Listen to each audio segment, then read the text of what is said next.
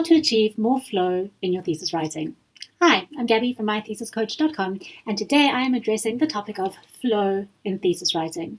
Now, when you work on a document for such a long time, and that document is made up of so many different bits and pieces that happen all over different phases of your research, it's very easy for that document to turn out to be really choppy and disjointed, and it can often feel like the writer has taken bits and pieces and just put them together and served them up for the reader.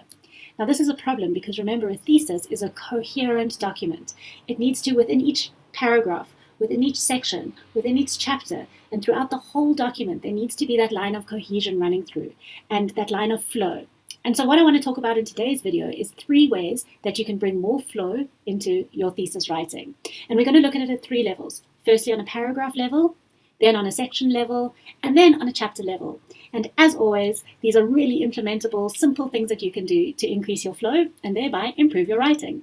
So let's dive right in and have a look at something you can do in your paragraphs. So here we have an example of an academic paragraph. And you're very welcome to pause and have a quick read of it. But what I want you to take into consideration in particular are these words which I've bolded here and these phrases. You can see I have a first and a second and a third, and a for example, and a finally. So those are examples of transition words and phrases. I am obsessed with these things because they do such important work in terms of stitching together a paragraph. You don't just want to throw ideas at the reader, A, B, C, D, done.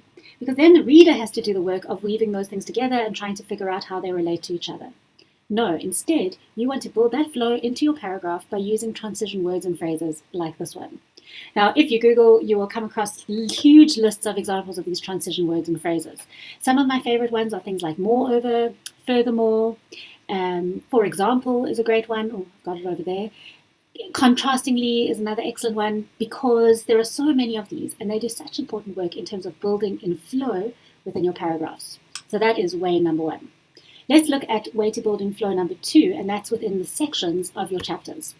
So one thing that I suggest is that at the end of each section, you have a very brief, teeny tiny little paragraph, kind of like what I have here.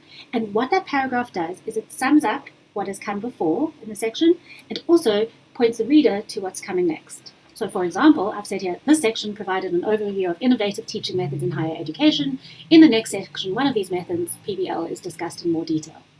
So you can see what this has done. It's summed up what you've just done and then told us what's coming next. But most importantly, it's articulated the logic as you flowed from that one section into the next one. And that's so great for the reader because then the reader flows from section to section. So there's strategy number 2 for building flow into your writing. But finally, let's look at this at a chapter level.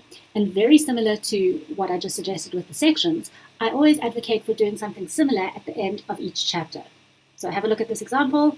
This chapter provided an overview of the study's research design. It discussed research approach, data collection, blah, blah, blah. Having provided this detail, the next chapter goes on to outline the main results of the study. So it's a very short paragraph, but can you see the important work it does in terms of building flow into your writing? It tells us, yes, it summarizes what happened, but it also then points to what comes next, and inherent in this little paragraph is explaining how what comes next relates to what just came. So having provided this detail. So it's building in that logic link for the reader. So there you have it, 3 very simple, easily implementable strategies to use for building more flow into your writing. Please remember to subscribe to this channel, and I'm looking forward to seeing you next time. Bye-bye.